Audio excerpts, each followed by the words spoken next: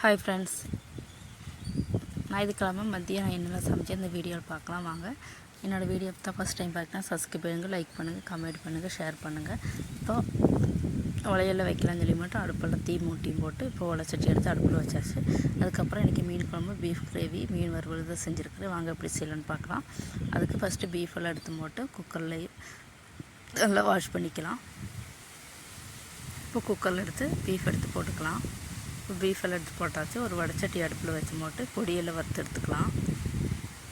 இப்போ சட்டி நல்லா காஞ்சதுக்கப்புறம் மிளகாப் பொடி, மல்லிப்பொடி, மஞ்சப்பொடி இதெல்லாம் போட்டு கருகாமல் நல்லா வறுத்து எடுத்துக்கலாம். இப்போ நல்லா வறுத்தாச்சு. இப்போ குக்கரில் பீஃபில் கொட்டிக்கலாம். இப்போ சின்ன வெங்காயம், பெரிய வெங்காயம், இஞ்சி, அதுக்கப்புறம் கருவேப்பிலை, உப்பு சேர்த்து பச்சை மிளகாயெல்லாம் சேர்த்து இதேமாதிரி நல்லா பரட்டி விட்டுக்கலாம். இப்போ லோ ஃப்ளேமில் வச்சு குக்கரில் 4 விசில் வச்சு எடுத்துக்கலாம். இப்போ விசில் மூடி போட்டுக்கலாம். இப்போ உலையெல்லாம் நல்லா காஞ்சிருச்சு. அப்போ அரிசி போடலாம்னு சொல்லி போட்டு அரிசி எடுத்துகிட்டு வந்திருக்கிறேன்.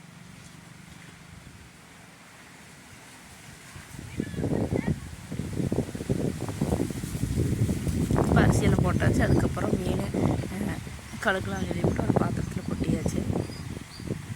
இப்போ மீனெலாம் நல்லா க்ளீன் பண்ணிகிட்ருக்கிறேன். இப்போ க்ளீன் பண்ணி நல்லா எடுத்து வச்சுக்கலாம் மீனையெல்லாம். இப்போ மீனெல்லாம் க்ளீன் பண்ணி எடுத்து வச்சாச்சு. அதுக்கப்புறம் பீஃப் கிரேவிக்கு போட்டு ஒரு வடைச்சட்டி அடுப்பில் வச்சு ஆயில் ஊற்றிட்டு பெரிய வெங்காயம், கருவேப்பிலையும் போட்டு நல்லா வணக்கிக்கலாம். இப்போ வணங்குறதுக்கு தேவையான உப்பு போட்டு அதையும் சேர்த்து நல்லா வணக்கிக்கலாம். இப்போ மீனுக்கு வறுவலுக்கு பரட்டி வச்சுக்கலாம்.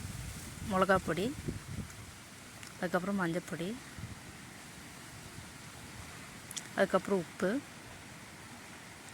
அதுக்கப்புறம் காஷ்மீரி சில்லி பொடி, அதுக்கப்புறம் குருமிளகு பொடி, தண்ணி கொஞ்சோண்டு லைட்டாக விட்டு போட்டு இதே மாதிரி நல்லா மசாலா பரட்டி மீன் துண்டுகளெல்லாம் சேர்த்திக்கலாம்.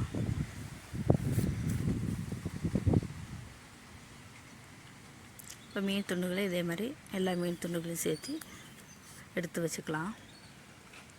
இப்போ நம்ம குழம்பெல்லாம் செய்யறதுக்குள்ள மீனெல்லாம் நல்லா மசாலாவெல்லாம் பிடிச்சி வந்துடும். இப்போ கிரேவிக்கு மட்டும் நல்லா வெங்காயமெல்லாம் நல்லா வணங்கி வந்துட்டுருக்குது. இப்போ நல்லா கோல்டன் ப்ரௌன் ஆயிடுச்சு.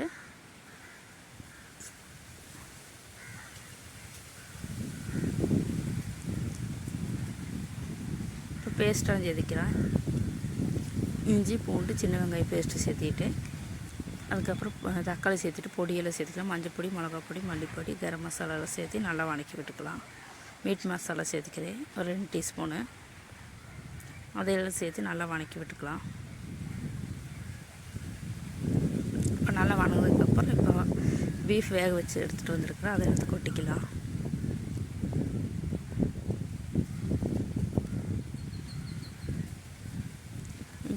பீஃபெல்லாம் நல்லா வறண்டு வந்துருச்சு. மேலே கருவேப்பிலை தூவிக்கலாம்.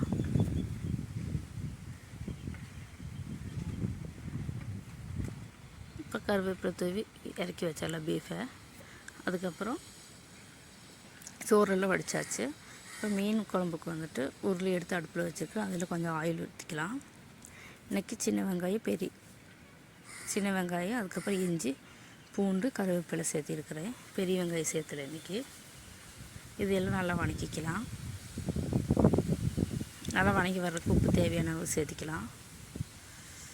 இப்போ இதெல்லாம் நல்லா வணங்கி கோல்டன் ப்ரௌன் ஆயிடுச்சு. இப்போ தக்காளி சேர்த்திக்கலாம். தக்காளி சேர்த்திட்டு நல்லா வணக்கிக்கலாம். இப்போ நல்லா வணங்கி வந்துடுச்சு. இப்போ மசாலாவெல்லாம் சேர்த்திக்கிட்டேன்.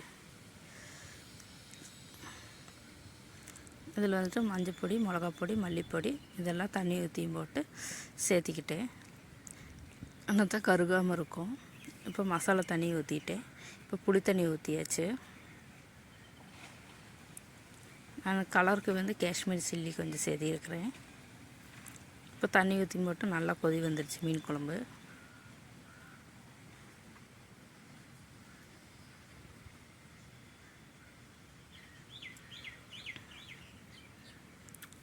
நல்லா கொதி வந்தோன்னா நம்ம எடுத்து வச்ச கட்லா மீன் சேர்த்திக்கலாம்.